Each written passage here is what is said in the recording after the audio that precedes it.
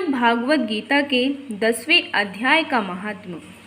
भगवान विष्णु बोले कि हे लक्ष्मी, काशीपुरी में धीर बुद्धि नाम का एक धर्मात्मा ब्राह्मण रहता था। एक दिन वह भगवान शिव के दर्शनार्थ चल दिया। गर्मी की अधिकता के कारण उसे चक्कर आया और वह बेहोश होकर एक मंदिर के पास गिर गया। कुछ ही क्षण बाद भगवान शिव का भृंगी नामक एक सेवक वहां आया। उसने देखा कि एक भक्त मूर्छित अवस्था में मंदिर के बाहर पड़ा है। उसने अंदर जाकर भगवान शिव से कहा तो वे मौन रहे। भृंगी ने जब दोबारा बाहर जाकर देखा तो वह ब्राह्मण मर चुका था। सेवक तुरंत ही भगवान शिव के पास गया और बोला कि हे भगवान, इस ब्राह्मण ने ऐसे कौन से पुण्य कर्म किए हैं जिनके फलस्वरूप से इसने पुण्य नगरी काशी में आकर प्राण त्यागे हैं। मृत्यु से पूर्व इसने संतों के दर्शन किए होंगे। आज एकादशी का दिन है।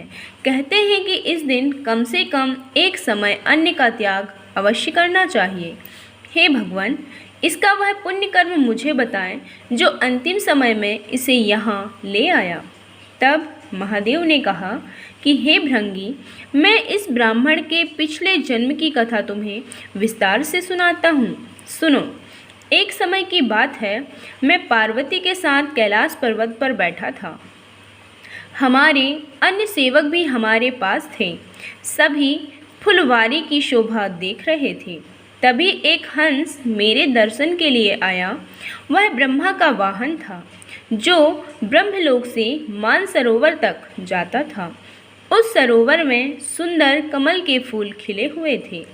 एक कमल को लांघते समय उसकी परछाई हंस पर पड़ी। वह हंस अचेत होकर काला पड़ने लगा, आकाश से गिर पड़ा।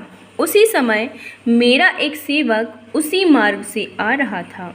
उसने देखा कि एक हंस अचेत अवस्था में पड़ा है। वह तुरंत मेरे पास आया और बोला कि हे प्रभु, एक हंस आपके दर्शन करने आ रहा था, लेकिन वह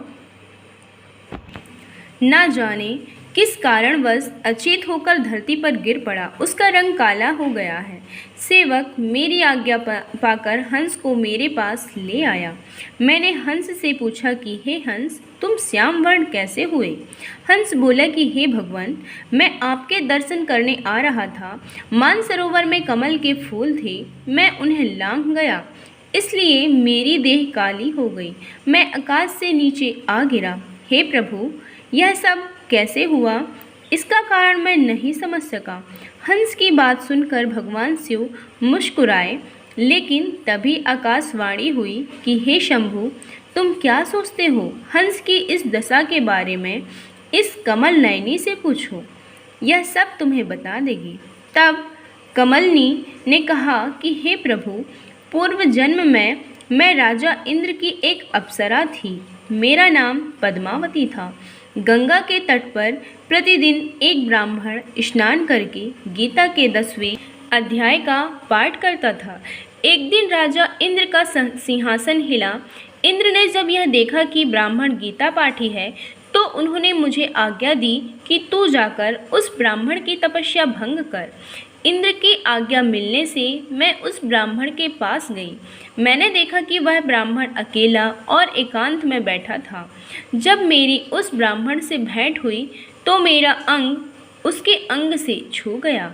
क्रोधवश ब्राह्मण ने मुझे शाप देते हुए कहा कि हे पापिन, तू कमलनी हो जा। जैसे सर्प के अंग हैं वैसे ही तेरे भी 5 अंग होंगे, 2 कमल चरणों के, 2 हाथों के तथा 1 कमल मुख की जगह। उसी क्षण में कमलनी हो गई। इस मानसरोवर में 60,000 भंवरे रहते हैं जो मेरी सुगंध से तृप्त रहते हैं, लेकिन यह बात कही नहीं जाती। मेरे प्रकाश के कारण जो पंछी मेरे ऊपर से मुझे लांघता है वह भस्म हो जाता है। तब कमलनी ने हंस से पूछा कि हे हंस, तू कौन है और यहाँ क्यों आया है? हंस ने कहा कि हे कमलनी, जो 4 हंस ब्रह्मा के वाहन हैं उनमें से एक मैं भी हूँ।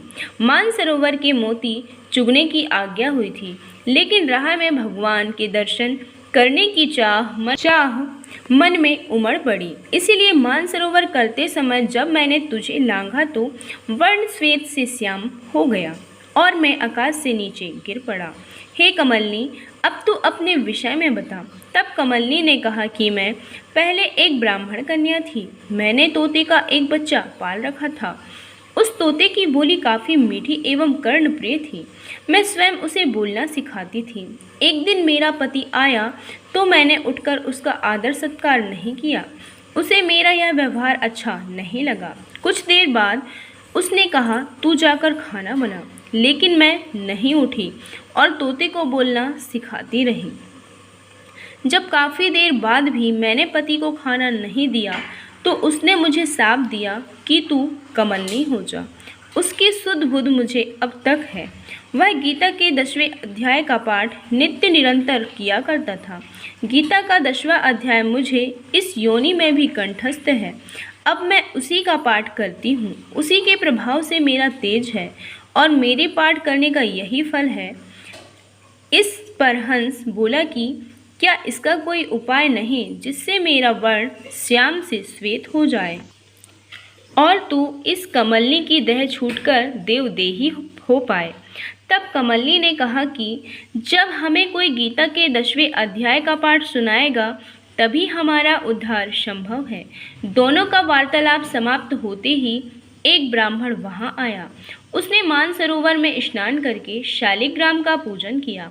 उसके पश्चात उस ब्राह्मण ने गीता के 10वें अध्याय का पाठ किया, जिसका श्रवण हंस और कमलनी ने किया और तुरंत ही उनका उद्धार हो गया। हंस श्वेत हो गया तथा कमल नयनी ने देवकन्या की देह पाई। दोनों ने ब्राह्मण को नमस्कार करने के बाद कहा कि तुम धन्य हो जो हमें गीता के 10वें अध्याय का पाठ श्रवण कराकर हमारा कल्याण किया। ब्राह्मण ने उन्हें आशीर्वाद दिया जिससे वह दोनों देवलोक को प्राप्त हुए। भगवान विष्णु ने कहा कि हे लक्ष्मी, गीता के 10वें अध्याय के श्रवण मात्र से ही प्राणी को चारों धामों का फल प्राप्त हो जाता है। बोलिए श्री कृष्ण भगवान की जय।